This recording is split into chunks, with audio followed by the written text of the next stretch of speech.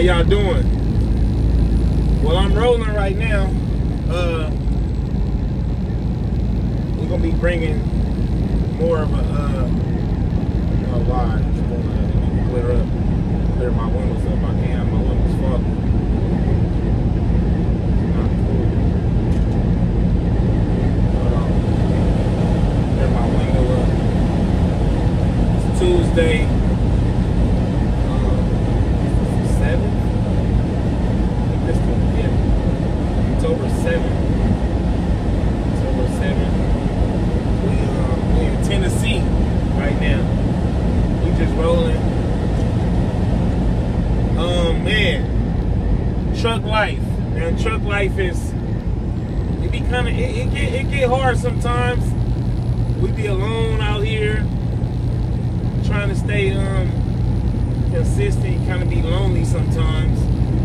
But you know, you gotta work for your family. You do what you gotta do for your family. That's really what we out here for.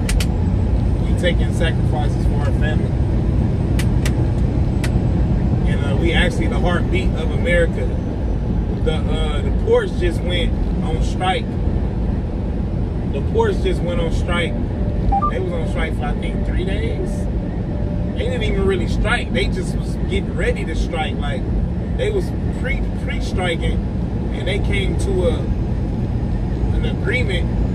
They gonna hold off on the strike until January of 2025. At least if they don't get they needs met, then they gonna strike again January 25.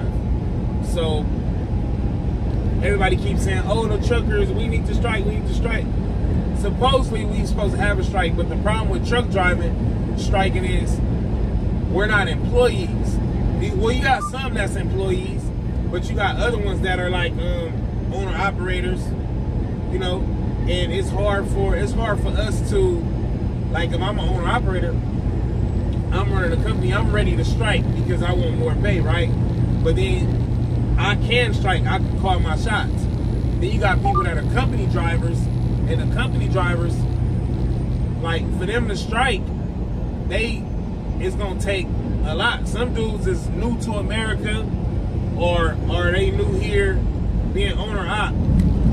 They new here being owner ops, and they trying to get some money.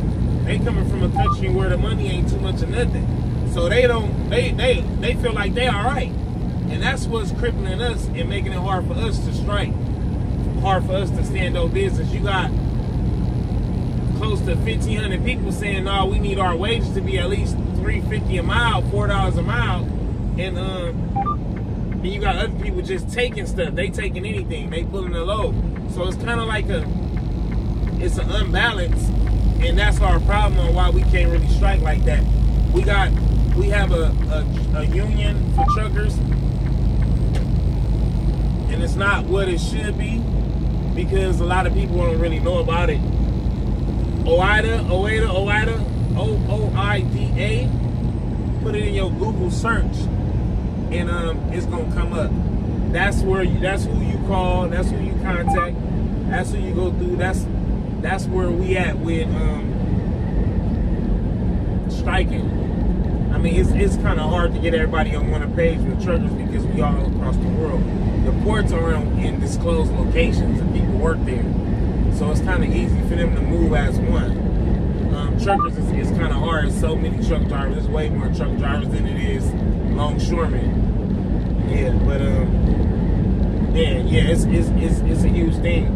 They got us set. We supposed to strike on the 16th, I think. And they were trying to do it next month. It's just all over the place. You got one dude, somebody on the internet saying we need to strike, and he doing his own campaign. But you can't reach the masses with that. You know what I'm saying? So it's like, bro, like what are you really trying to accomplish? Some people, like, they go with the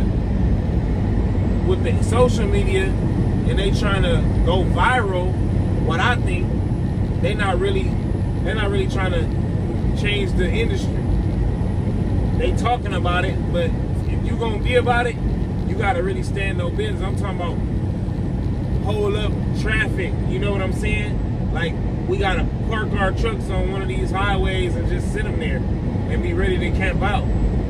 But the government has to be affected, because if they not losing no money, they not gonna care.